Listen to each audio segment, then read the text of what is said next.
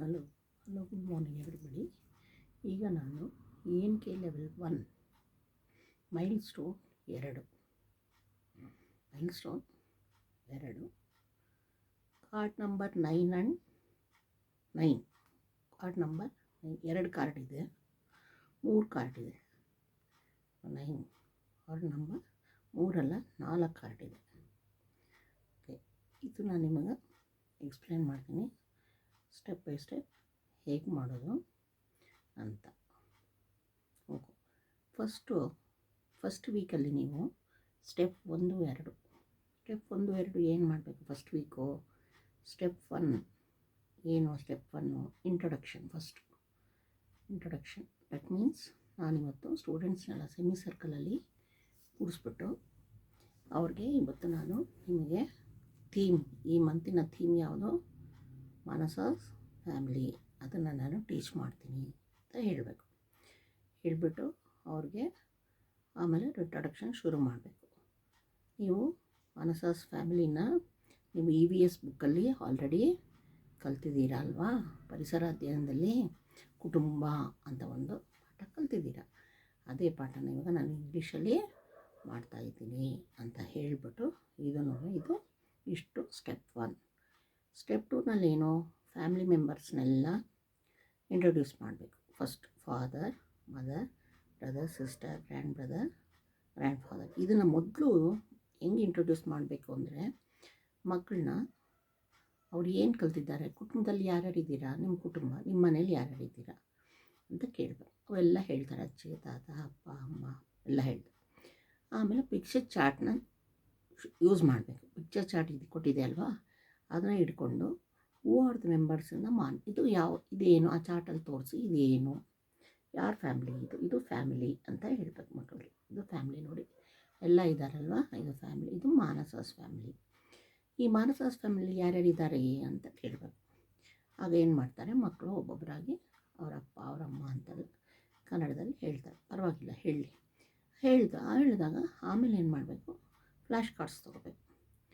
Flash cards ಎಲ್ಲ ತೊಗೊಂಡು ಒಂದೊಂದಾಗಿ ಅದರಲ್ಲಿ ತೋರಿಸ್ಬೇಕು. ಅದರಲ್ಲಿ ಫಾದರ್, ಮದರ್ ಫ್ಲ್ಯಾಶ್ ಕಾರ್ಡ್ಸ್ ಒಂದೊಂದಾಗಿ. ಇದು ಯಾರು? ಅಪ್ಪ. ಮಕ್ಕಳು ಹೇಳ್ತಾರೆ ಫಾದರ್ ಅಂತ ಅವ್ರಿಗೆ ಹೇಳಿಸ್ಬೇಕು, ಪ್ರಾಕ್ಟೀಸ್ ಮಾಡಿಸ್ಬೇಕು. ಮದರ್ ಫ್ಲ್ಯಾಶ್ ಕಾರ್ಡ್ ತೆಗಿ, ಅದು ಮದರ್. ಹಾಗೆ brother, sister, grand father, grand mother ಇದೆಲ್ಲ ನೋಡಿ ಮಕ್ಕಳು ಚಿತ್ರದ ಮೂಲಕ ಗುರ್ತು ಮಾಡಿ ಹೇಳೋವಾಗ ಮಕ್ಕಳದು ಮನಸ್ಸಲ್ಲಿ ಚೆನ್ನಾಗಿ ಒತ್ತುತ್ತೆ. ಪಿಕ್ಚರ್ ತೋರಿಸಿ, ಅದಕ್ಕೆ ಟೀಚಿಂಗ್ ಏಡ್, ಅದೇ ಟೀಚಿಂಗ್ ಏಡ್ ಇದು. ENKಲಿ ಟೀಚಿಂಗ್ ಏಡ್ಸು ಎಲ್ಲ ಫ್ಲ್ಯಾಶ್ ಕಾರ್ಡ್ಸು ಇವೆ.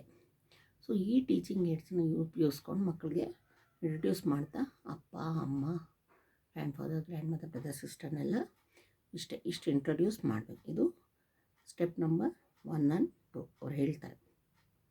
ಓಕೆನಾ? ದಿಸ್ ಈಸ್ ಫಸ್ಟ್ ವೀಕಲ್ಲಿ ಅವ್ರಿಗೆ ಬ್ರದರ್ಸ್ ಆ್ಯಂಡ್ ಸಿಸ್ಟರ್ ಯಾರು, ಅವ್ರ ಮದರ್ ಎಲ್ಲ ಗೊತ್ತಾಗುತ್ತೆ. ಯಾರನ್ನ ಹೆಂಗೆ ಕರಿಬೇಕು ಅಂತ ಗೊತ್ತಾಗುತ್ತೆ. ಬ್ರದರ್ನಂತ ಯಾರನ್ನ ಕರಿಬೇಕು, ಸಿಸ್ಟರ್ ಯಾರು, ಗ್ರ್ಯಾಂಡ್ ಮದರ್ ಯಾರು, ಗ್ರ್ಯಾಂಡ್ ಫಾದರ್ ಯಾರು, ಅದೆಲ್ಲ ಗೊತ್ತಾಗುತ್ತೆ. ನೆಕ್ಸ್ಟ್ ಈಗ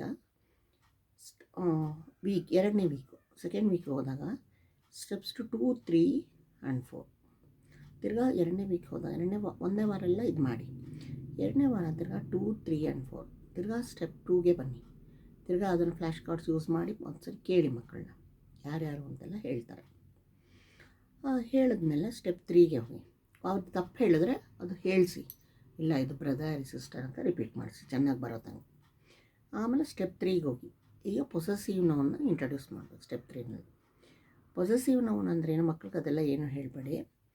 ಈಗ ಒಂದು ಬುಕ್ ತೋರಿಸಿ, ದಿಸ್ ಈಸ್ ರಾಧಾಸ್ ಬುಕ್. ಇಲ್ಲ ಆ ಮಕ್ಕಳಲ್ಲಿ ಯಾರೋ ಮಕ್ಕಳನ್ನ ಕರೆದ್ಬಿಟ್ಟು ಆ ಮಕ್ಕಳ ಹೆಸರು ಹೇಳ್ಬಿಟ್ಟು ರಾಧಾ ಇದ್ದಾಳೆ ಅಂತ ಇಟ್ಕೊಳ್ಳಿ, ಇದು ರಾಧಾಸ್ ಬುಕ್ ಅಂತ ಹೇಳಿ. ಫಸ್ಟು ಇದನ್ನು ತೋರಿಸಿ, ಇದು ರಾಧಾಳ ಪುಸ್ತಕ ಅಂತ ಕನ್ನಡದಲ್ಲಿ. ಇದು ಯಾರ ಪುಸ್ತಕಪ್ಪ ಅಂದಾಗ ಮಕ್ಕಳು ಹೇಳ್ತಾರೆ ರಾಧಾಳ ಪುಸ್ತಕ.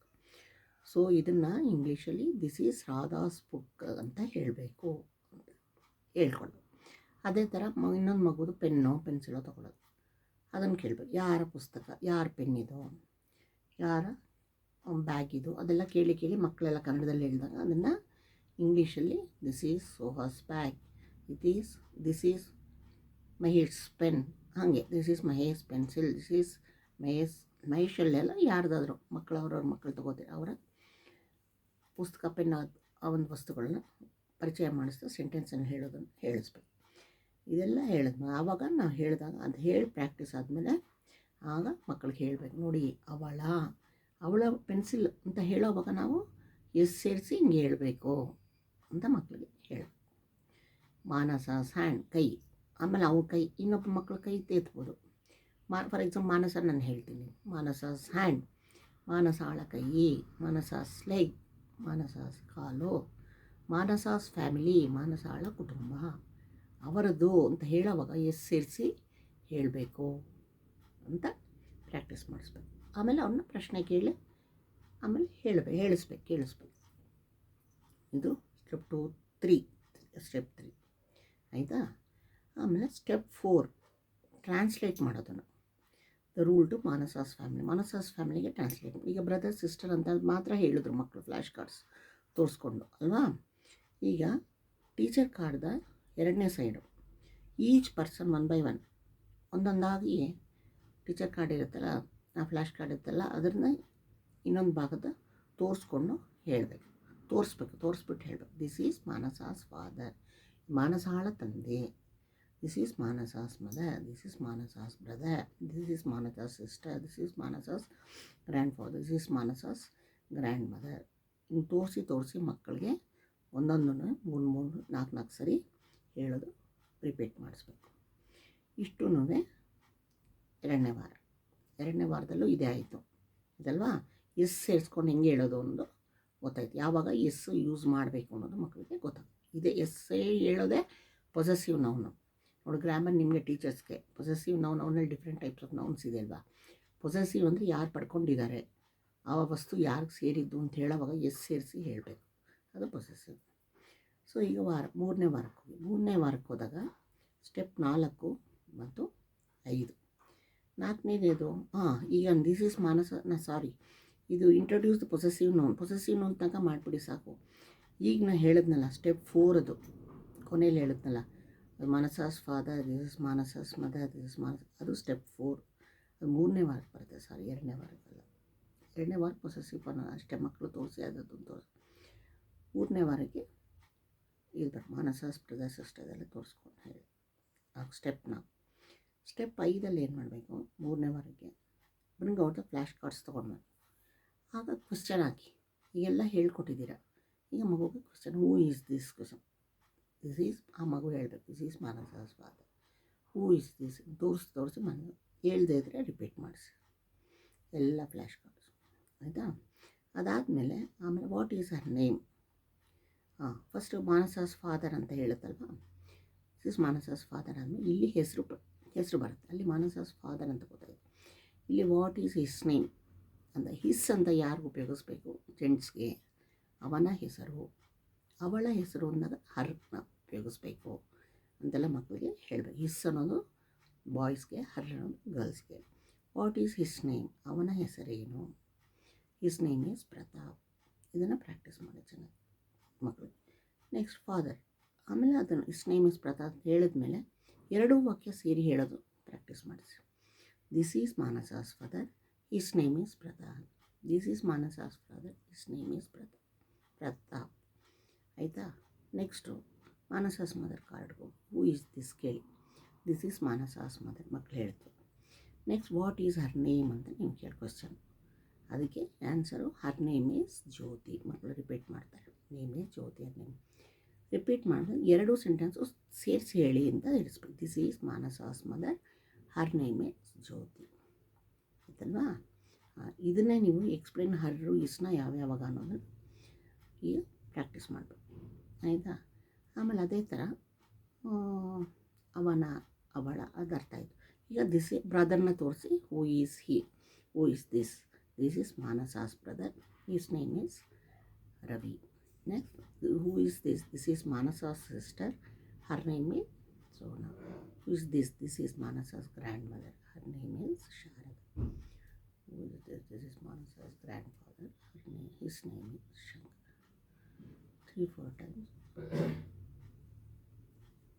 now practice ಮಾಡಿಸಿ. ನೆಕ್ಸ್ಟು ಕೊನೆ ವಾರ ಸ್ಟೆಪ್ 4 ಹೋಗಿ ಆಗ ಸ್ಟೆಪ್ 6 ಅಂದಾಗ ಯಾವುದು ಸ್ಟೆಪ್ ಸಿಕ್ಸ್ ಯಾವುದು ಅಂದರೆ ಗ್ರಾಮರ್ ಕಾರ್ಡ್ ತೊಗೊಂಡು ರಿವಿಷನ್ ವೊಕ್ಯಾಬ್ಯುಲರಿ ಗ್ರಾಮರ್ ಕಾರ್ಡ್ ತೊಗೊಳ್ಳಿ ನೋಡಿ ಕೊನೆಯದು this is a boy his name is ಅಂತ ಮಗು ಗಂಡಸ ಹೆಸರು ಹೇಳಬೇಕು. This is a girl her name ಹೆಂಗೆ ಹೆಸರು. ಇಲ್ಲಿ ಹುಡುಗ ಬಂದಿದ್ದಾನೆ. This is his book, this is her pen, this is his bag, this is her mother. His her ಮಕ್ಕಳಿಗೆ ಈಗ ಗೊತ್ತಾಯಿತು. ಸೊ ಇದನ್ನು ಫಾಲೋ ಮಾಡಿ ಒಂದು ತಿಂಗಳಿಗೆ ಒಂದು ಲೆಸನ್ ಮುಗಿಯುತ್ತೆ. ಲೈಕ್ ಮಾಡಿ, ಶೇರ್ ಮಾಡಿ, ಸಬ್ಸ್ಕ್ರೈಬ್ ಮಾಡಿ. Thank you.